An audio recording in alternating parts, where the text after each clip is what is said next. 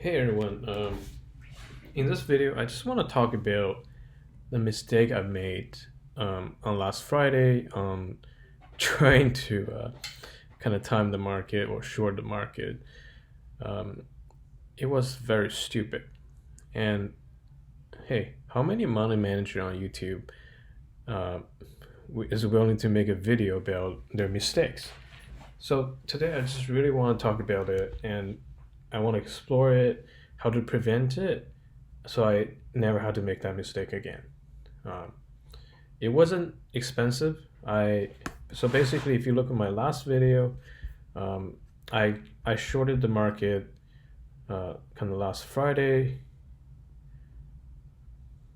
Actually, on I start entering position on Thursday around this area. I think what day is today? Let me see. So 10th was sorry. Friday was actually a good Friday. Thursday, I entered on Thursday, sorry, on the 9th, which was around this area. I was shorting and I got stopped out right here when the market opens. So this is E mini. So let me just put on SPY for you. Um, just gonna remove all that crap. So I shorted. Let me see. I shorted right around this area on the 9th. Yeah, around here, and I got stopped out right here on Monday basically. Stopped right got stopped out. So solution is very simple, right? I was comparing this chart versus the Shanghai index.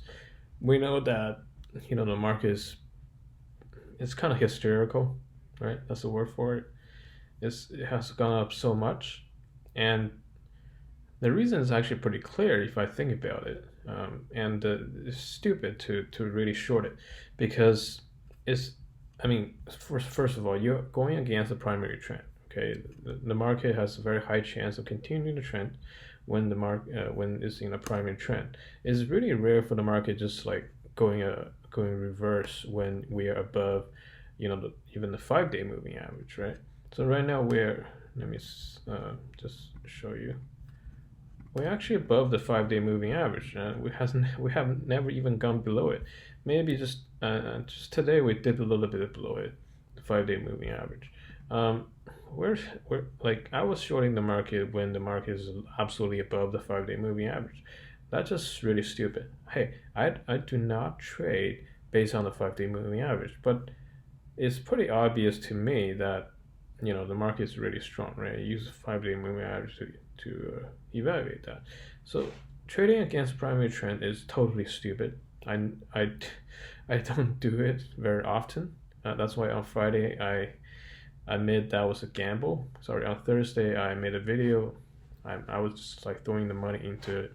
It was a gamble, and it was a waste of money. I should never gamble my money. Okay, I should never ever gamble my money, just because the market has gone up so much, defying a little bit my logic. I'm pretty bullish when the market was here. When the market was here, I was really bullish.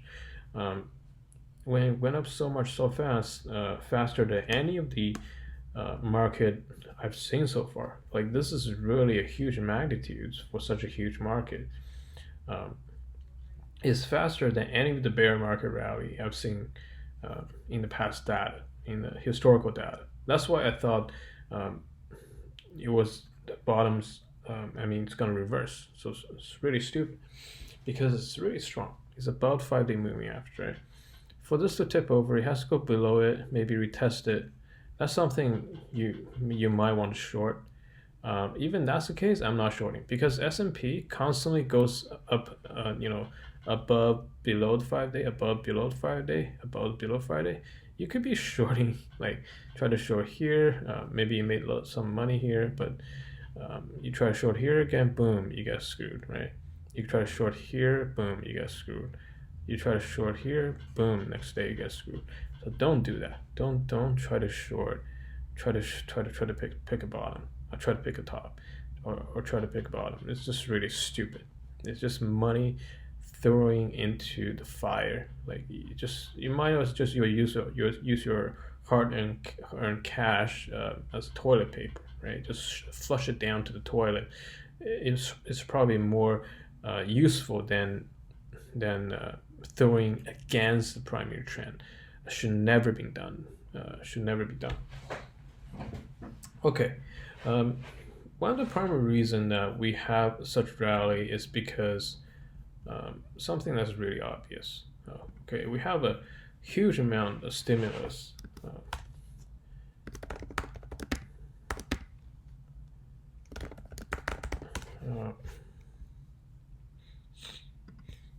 So if you look at this anatomy of the $2 trillion stimulus bill, you can see that there's roughly $300 billion cash payment just going in to the economy within the 2 weeks, plus there are also stimulus bill from all the other countries like Canada, Australia, all that stuff, and a portion of that money just gonna straight go into the stock market. I have friends who are asking me about what they can do with their $1,200 check. There's also a loan for corporations. Some of the loans can be forgiven. So a portion of that loan can be forgiven for corporation and small business. So in total, that's 600 billion plus 500 billion plus 300. That's a $1 trillion of cash that's going into the economy, and part of that is going to be triggered into the stock market in the next 2 weeks. That's why the Wall Street is really smart. They just jack up the market to a very high level so they can kind of receive the stimulus check money, right, from the economy, because a lot of people are going to be using that money. Everything's shut down right now, right? You get a check. Some people use a check to pay their bills, but a lot of people, once they receive a check, they just put it right into the stock market. Especially with this kind of sentiment, you have a lot of FOMO going on, right? Fear of missing out, and I would say 50% of that money is going to go into the market. This is why we're seeing this huge rally. That goes further and faster and stronger than any other bear market rally in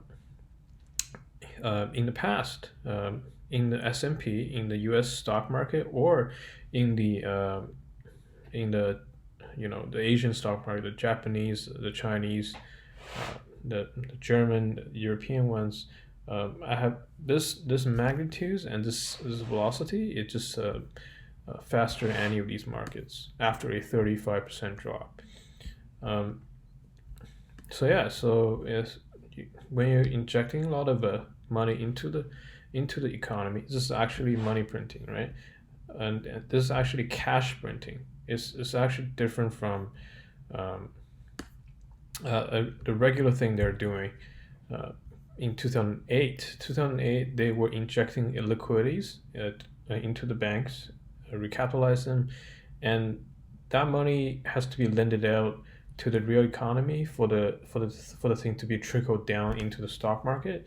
But this time they're literally injecting the money, printing out the money, handed to everyone as a check, and that has immediate effects on the market.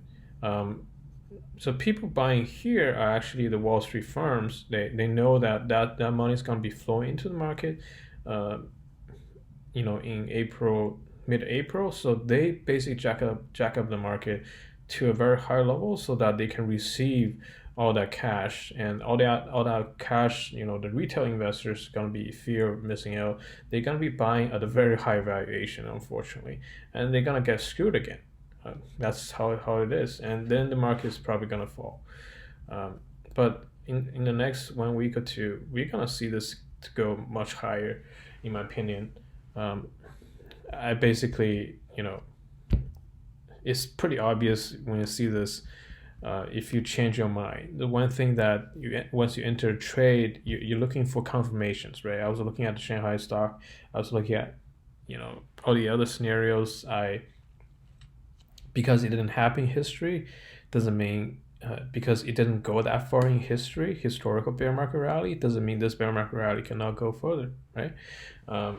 So I was just trying to get a lot of evidence in the history to have this kind of confirmation bias when the truth is plain simple, right? The market is above, even 5-day moving average. Why am I shorting against it?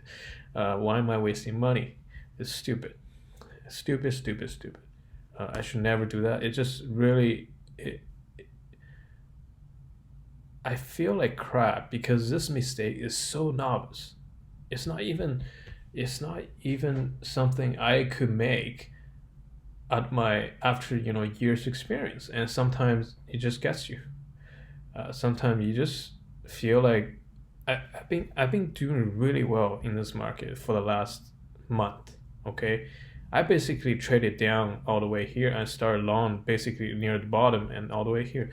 I think that overconfident, that kind of my performance really got into my psychology that I let my guard down. I thought I'm smarter than the market. I thought I'm smarter than the market. I made like I had a um, almost a 400% return in the last month uh, with my trading, and it just really got to me. I thought I'm smarter than the market. I mean, subconsciously, I thought everything I do is right.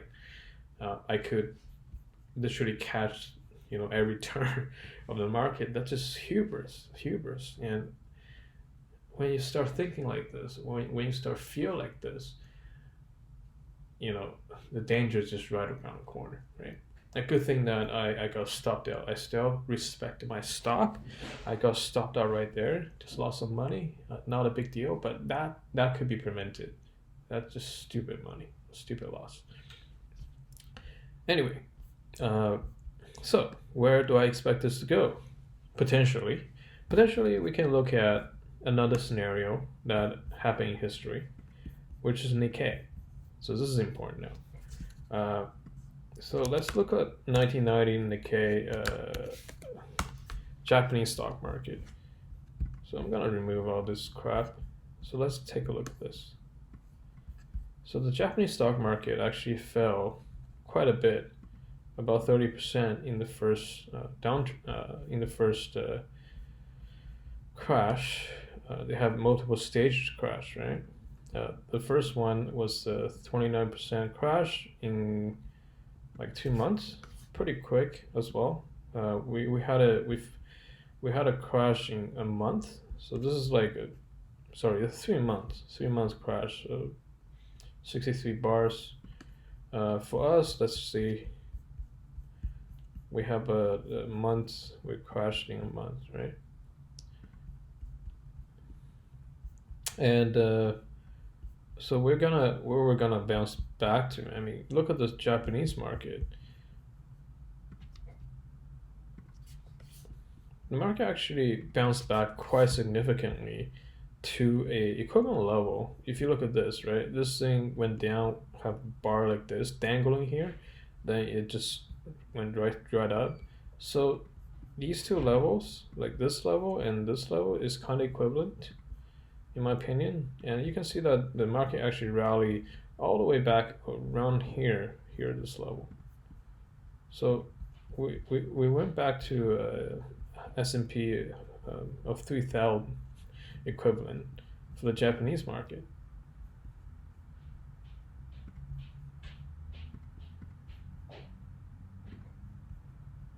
Yeah, so that's what happened. And with all the stimulus check, all the liquidity injection, we could definitely go back to this level.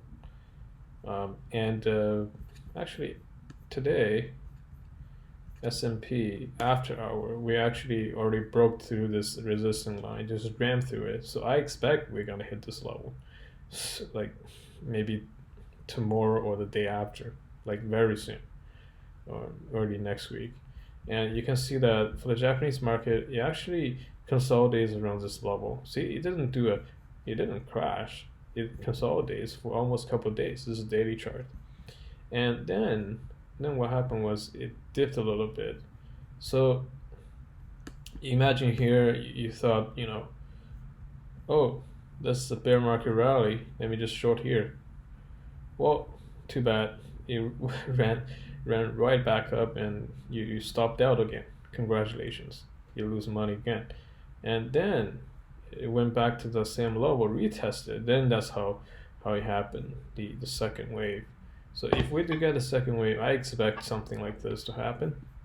The market is never easy. It's never going up, straight down. So I expect something like this to happen. Maybe we're gonna make a like this, right?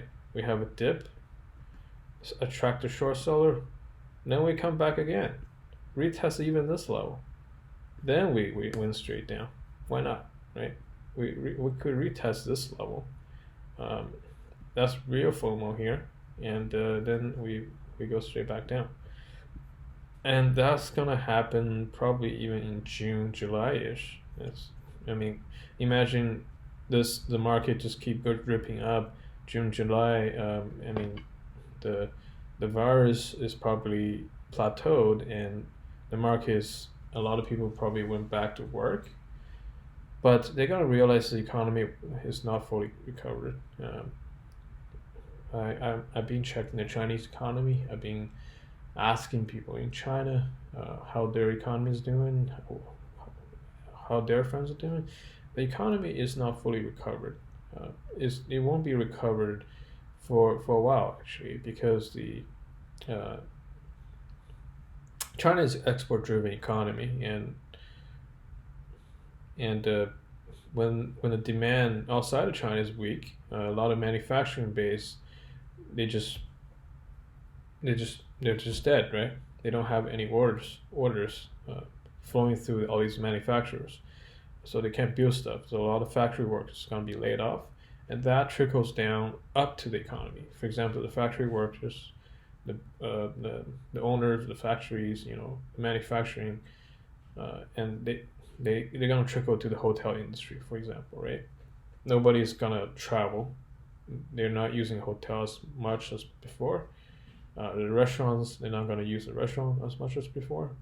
So when the manufacturing is kind of dead or is slowing down, it's going to trickle up to the economy for China.